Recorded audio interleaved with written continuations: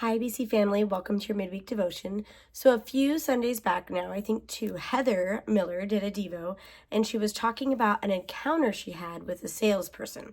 And this lady, I can't fully remember the story, but I know that she was near crying. This lady was not having a good day. She just looked devastated, and Heather was like, oh, God, help her, right? And then all of a sudden, this customer walked into the room, and this customer was just simply smiling, happy, talking to her. And was uplifting her just by having a conversation with her. And Heather was noticing this complete physical change in the sales clerk. She went from being devastated and almost into tears to she's suddenly smiling and she's happy. And all this customer's doing is just smiling and being joyful and encouraging and telling her she's doing a great job and thank you so much for helping me. And then when the customer left, Heather said that it looked like the sales clerk floated over to her desk because she was just so happy, and that happiness stayed even after the customer left. And Heather said she thought to herself, wow, God, you really lit her up. And then she said she heard the spirit inside of her say, yeah, I light and I ignite. And when she said those words, that just stuck with me. We are the light of the world is what I heard when she said that. Matthew 5:14-16 says, you are the light of the world. A town built on a hill cannot be hidden. Neither do people light a lamp and put it under a bowl. Instead, they put it on its stand and it gets light to everyone in the house. In the same way, let your light shine before others, that they may see your good deeds and glorify your Father in heaven. So we are the light of the world. How? How are we the light of the world? Well, we're the light of the world with our words and with our actions.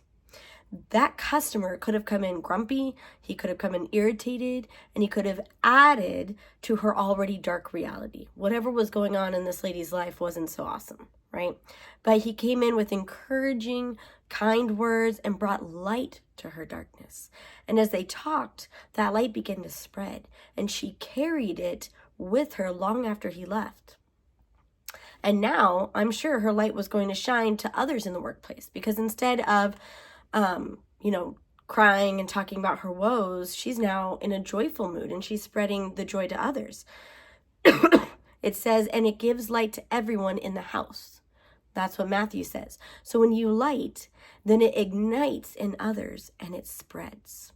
Colossians 4:6 is one of my favorite verses, and it's something that I personally try to walk and live out daily. It's something I think about often and I reflect on often. It says, let your conversation be gracious and attractive so that you will have the right response for everyone. I love that part. So I love that in this version of this scripture, it says the words so that. In teaching, I use that phrase when I'm teaching cause and effect. You do this, and then we go so that, we make it a big deal. This happens. So we ensure that no matter how frustrated we are at the customer service rep, at the waitress for being slow, at the coffee shop for the wrong order again, for the list can go on, right? The list is endless. We ensure that we stop and we take a moment and we think, no, I'm going to have gracious, attractive words. Why? So that I will have the right response for the right person. I will have the right response for everyone, meaning so that I can be a light that will ignite in people's lives. So when I'm teaching, we have a lot of tattletaling and gossiping and all the fun stuff that happens. And last week, I had a conversation with my class because there was a lot of that going on. And I said, okay, why are you telling me this information, right? It's the question we need to ask ourselves. Are you telling me this information because you are concerned that they're going to get hurt, or because they're hurting you? Or are you telling me because you want them to get in trouble? Your goal is to ensure that they get what they deserved and they get punished. And it really makes them pause and think when I word it like that. But that's the reality of what's happening, right? They have to pause and think about, well, I don't want them to be punished. Well, then why are you telling me this information? Because as far as I can tell, that's the intention behind it, right? The same is true for adults. So I want you to think about this here.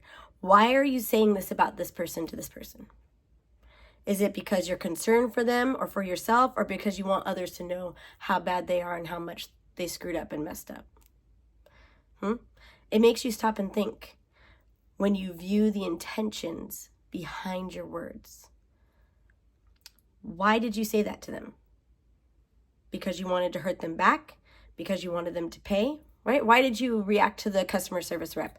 Why didn't you tip your waitress? Why did you yell at this person or berate this person or complain to this person? What was the intention behind it? Because they were going to hurt themselves, because they were hurting you, or because you felt they deserved what they got and they needed to be punished for what they did to you? It's a harsh reality. It's a harsh reality for kids too, but it is their reality. And I really try and put that focus behind their words and their intent. I mean, Jesus, if you're thinking, well, that's really too harsh. God's the one who said that life and death are in the power of the tongue. It holds power. And any magical movie will tell us, I don't even remember where this quote came from, with great power comes great responsibility. And God said life and death are in the power of the tongue. You are responsible for the power that comes out of your mouth, right? Why are you doing all these things? Is the intent and purpose behind it to make them pay, to punish them for bad service, right? What is your intention? God wants us to be very intentional about every word we speak so that we can build people up and ultimately lead them to Jesus. There are so many people who will never set foot in a church, and the only encounter they may have with Jesus is their encounter with you, right? So is your intention to spread light and Jesus, or to make them pay for their wrongdoings, to make them see their mistakes and their errors? 1 Corinthians 13 says, take no account of wrongdoing. Take no offense. It's not a game of tennis. You hit me, so I'm going to hit it back to you in hopes that you miss and you pay, right? Kelly Kay made this analogy and I loved it. He said, tennis is about hitting the ball with the goal to make the other person miss it, right? And that's so think of it in the forms of communication. Mentally, you're thinking to yourself, like I just said, I hit it back to you. You did something to me, so now I'm going to turn around and do it back to you and hope that it lands so that you see what you did, right? But communication should be a game of catch. He said the object of the game is to get the ball into the other player's glove so they can return it to you and get it back into yours. In other words, communication shouldn't be a competition. Rather, it should be an opportunity to love like Jesus with every word that we speak. And I love that because it made me again think of light and ignite. When we take someone's bad behavior, someone's ill will towards us, and instead of hitting back, hoping they miss, hoping they fall and get hurt, hoping they see how bad of a person they are, right? We catch it. We stop and think about, are our words going to be gracious and attractive? Why? So that when we throw it back, we have the right response for that person, right? The response that Jesus wanted for them to hear in their life, no matter how they're being to you, because you can't take any offense for wrongdoing. And even if you don't see in that moment any change, the light has been shared and it will ignite something within them and it will spread.